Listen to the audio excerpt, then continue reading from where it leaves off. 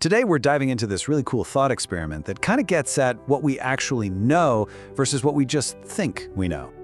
So here's the big question. Imagine you could travel back in time, all the way to ancient Greece. You've got everything we know today packed in your brain, quantum physics, evolution, you name it. Could you, actually change the course of history? You'd think so, right? But the answer? Well, it's a little humbling. Okay, so before you even get a chance to share all this futuristic wisdom, you're going to run into some major, and I mean major, problems right off the bat.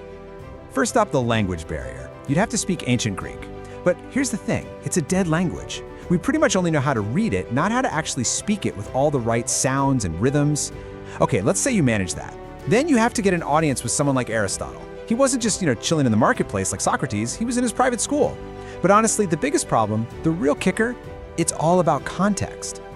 And this is where this whole thought experiment gets really fascinating. Let's just pretend for a second. You somehow get past those first two hurdles. You're standing there face to face with Aristotle. Now what? Your next big job is to convince him you're not completely insane. Yeah, and this quote really hits the nail on the head. See, our knowledge isn't this standalone thing. To explain something like Darwin's theory of evolution, you can't just drop the facts on him. You'd have to first explain geology, then genetics, then global geography. I mean, these are entire fields built on centuries of discoveries he's never seen, using tools he can't even fathom. And get this, to Aristotle, your brilliant theory of evolution would actually sound weirdly familiar, and not in a good way.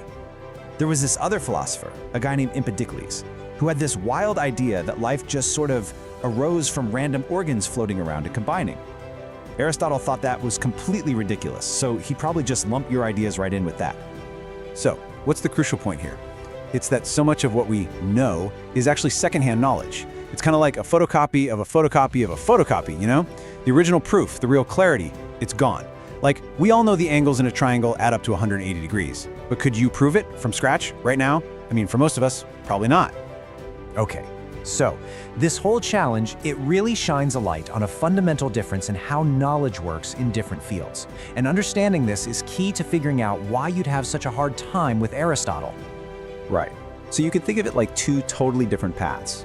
On one hand, you've got scientific knowledge. That's cumulative. It builds on itself, like a giant tower. Once we figure out Newtonian physics, we don't have to keep relitigating Aristotle's ideas about it. We just move on. But then you have humanistic knowledge, stuff about love, fear, power, jealousy. That seems to be cyclical. Every single generation has to learn it all over again for themselves. We have to rediscover what makes a great painting great, or what it truly means to be a good person. I mean, think about it.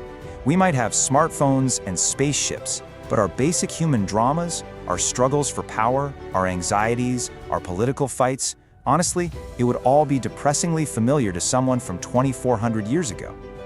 So if progress isn't just this straight upward line, then what does that say about all the great thinkers who supposedly pushed us forward? This really makes you question our whole idea of what genius even is. We have this obsession, this sort of post-romantic idea of the lone genius, this one brilliant person who comes out of nowhere and single-handedly changes the world. But the material we're looking at here argues that this is just a really powerful and really misleading myth. A much better way to think about it might be the creator as a DJ. Seriously, take someone like Bach. He wasn't just inventing music out of thin air. No way, he was masterfully mixing and synthesizing Italian and German musical traditions for specific things, like an Easter service. He was basically remixing the best stuff that was already out there. And this isn't just for music. It totally applies to science and philosophy too.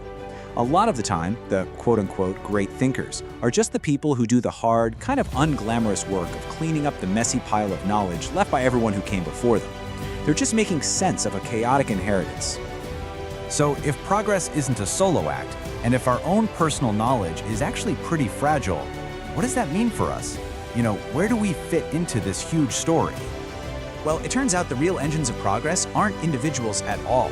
They're collective, they're institutional. We're talking about universities, research traditions, all those slow-moving ways of thinking that shape our world.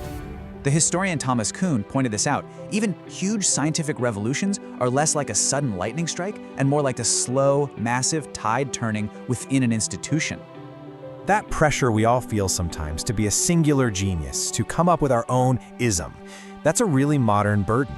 The real, valuable contribution, as this all suggests, is just joining in, participating in the structures and institutions that slowly, piece by piece, build our shared understanding of the world. And that really shifts the whole question, doesn't it? It goes from what can I invent to what collective project can I be a part of? And yeah, it's humbling for sure, but it's also incredibly empowering when you think about it. It's a reminder that we're all part of a story that's so much bigger than any one of us.